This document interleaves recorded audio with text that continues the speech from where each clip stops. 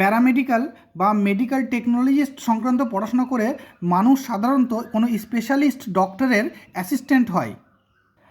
যেমন medical lab technology পড়াশোনা করে প্যাথোলজিস্ট নামক স্পেশালিস্ট ডক্টরের অ্যাসিস্ট্যান্ট হওয়া যায়। রেডিওগ্রাফার পড়াশোনা করে রেডিওলজিস্ট নামক স্পেশালিস্ট ডক্টরের অ্যাসিস্ট্যান্ট বা সহকারী হিসেবে কাজ করা যায়।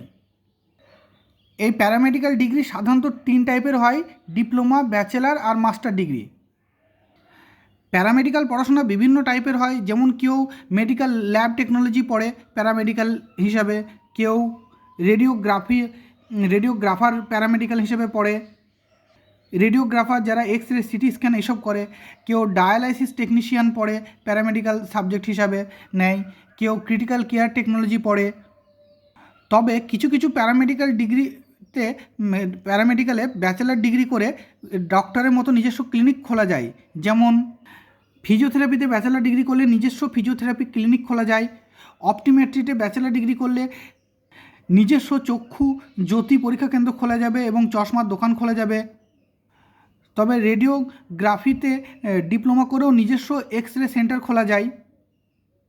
প্যারামেডিক্যাল পড়তে গেলে এইচএসে ফিজিক্স, কেমিস্ট্রি, বায়োলজি লাগে এবং 50% নম্বর লাগে। প্যারামেডিক্যাল পড়ার পর যে গভর্নমেন্ট জবগুলো হয় আজকাল তার ভ্যাকেন্সি খুব কম বেরোচ্ছে। আর প্রাইভেট জব হয় কিন্তু সেখানে স্যালারি খুব লো থাকে, সাধারণত 10 থেকে 15,000 দিয়ে স্যালারি শুরু হয়। খুব ভালো তুমি যদি কাজ জেনে যাও, সব সূক্ষ্ম সব রকম কাজ করতে পারো তোমার সেক্টরের, তাহলে হয়তো স্যালারি তোমার 40,000 পর্যন্তও যেতে পারে প্রাইভেট সেক্টরে। আবার প্যারামেডিক্যাল তোমার সাবজেক্টে তুমি যদি হায়ার ডিগ্রি করে নাও, মাস্টার ডিগ্রি করে নাও, তাহলে প্যারামেডিক্যাল সরকারি এবং বেসরকারি কলেজগুলোতে অ্যাজ এ টিচারও জয়েন করা যায়। তবে ব্যক্তিগতভাবে আমার মনে হয় একসাথে একাধিক প্যারামেডিক্যাল ডিগ্রি করা থাকলে প্রাইভেট জবগুলোর ক্ষেত্রে স্যালারি একটু হাই হয় এবং প্রাইভেট সেক্টরে নিজের একটু দামটাও থাকে।